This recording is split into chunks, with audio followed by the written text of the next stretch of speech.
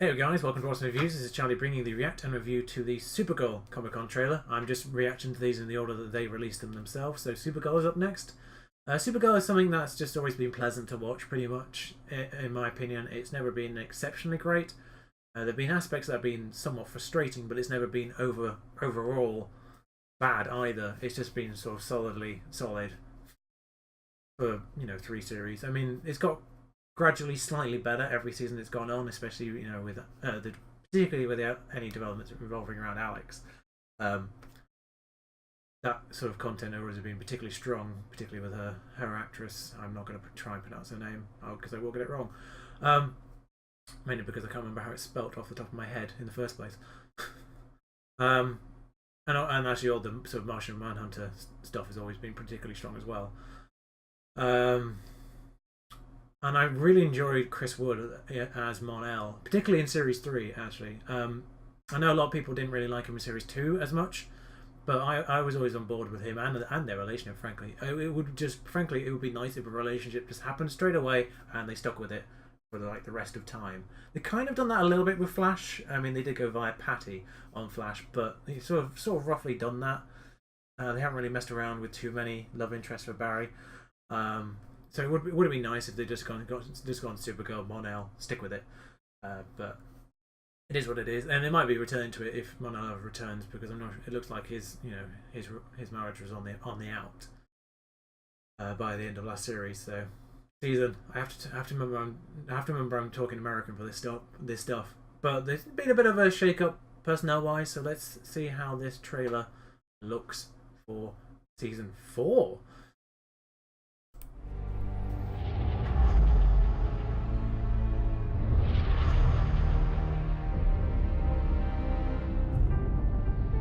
Oh, of course, they've got the whole red sun thing going on. I almost forgot about that. They come from outer space. They take our jobs, our culture. A little bit on the nose. From us. They hurt us. Look what they've done to our city, our country, our world. A wave of destruction this planet has never seen. We don't need their heroes. When humans you kind of do. Root out the invaders, we can be safe again. We need to stand up and be heard.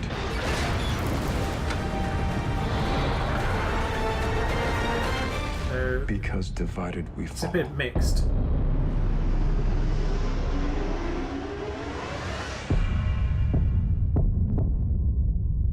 It's starting.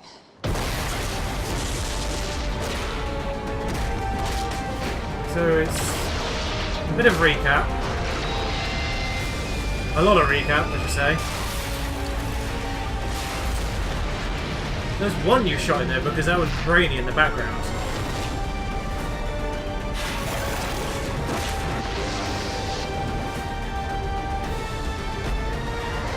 I am an agent of liberty. This is my home.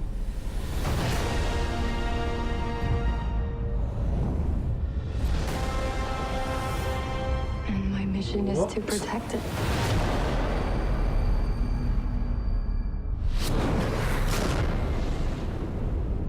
What is going on there? Alright, so that was actually mostly recap by the looks of things, just giving a brief tease of what's new. So this is back actually in October as well. It starts at the same time. I know they messed around with the time schedules at the end of last series because the whole sort of Legends thing, but then returning to Supergirl. I was intrigued on how they were going to deal with the schedule this time around, actually this September, with all these new superhero shows popping up.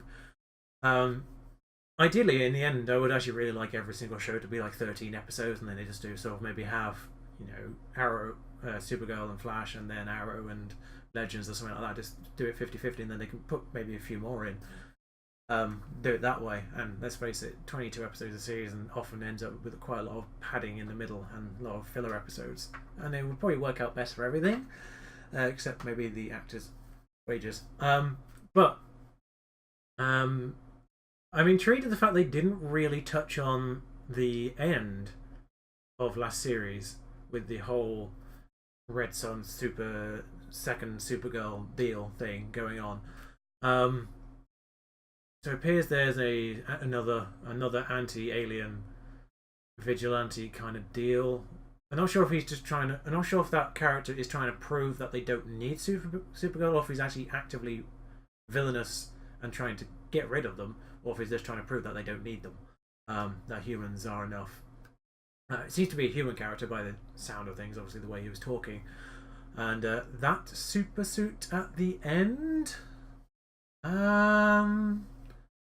What is going on there? It definitely looked like it was, it was a female body inside it, but I think anyway, it wasn't really on screen for too long, but it definitely looked like it was a female character inside it. Whether or not that's Supergirl, it could be the second Supergirl, sort of the imposter. So somehow they, that might be the actual continuation of that. It could be the Soviet Supergirl, but it still had the normal logo on the front. So unless they're just trying to pretend that's the real Supergirl, but then again, they don't really need a suit to do that because she looks identical. So I'm not sure what's going on at the end. It could be some kind of Luthor deal, some kind of Luthor super suit. In which case, that could well be Lena inside it. But intriguing. The sort of 20 seconds of there was like one clip in that entire recap thing, and then the two sort of shots of the new big deals at the end. That was it basically for new shots. We just had that one shot with Alex and Brainy behind. So yeah, Brainy's taken over from Win. By the looks, for now at the very least, and it looks like Alex has got a new hairstyle, which at the very least helps us separate the seasons a bit more because that made that obvious that was new. But no context to that clip. Obviously, it looks like the DEO is reacting to something again. But oh well. Yeah. It looks like it's been moved to Sunday as well, which I suppose that makes a bit of sense because now it spreads it out a little bit more. CW, I don't even know what CW's record is with Sunday shows, but it looks like it's been moved to Sunday for now. I'm not sure who's part of this year's crossover. I've heard that Legends isn't. I'm not sure if Supergirl will be. But yeah, so we got Supergirl on Sunday. Looks like Arrow's on Monday from what it said on the trailer for that, and I'm not sure what the other two are right now, but I suspect that's still going to be sort of Tuesday, Thursday, or something like that, or Tuesday, Thursday, and then Black Lightning is another one of those days, and then Friday's the only day. Friday and Saturday, probably the only 2 days that we don't have superhero content. But I'm looking forward to it. It looks like they've got a lot of potential storyline wise here. It possibly a little bit of a retread. Obviously the political metaphors was a little bit on the nose in what he was saying there, but it's Supergirl. That's always been the underlying message of all the super family, as it were, really. So it's unsurprising they're tapping that particular mine for another storyline. But it looks interesting at the very least, and excited for it.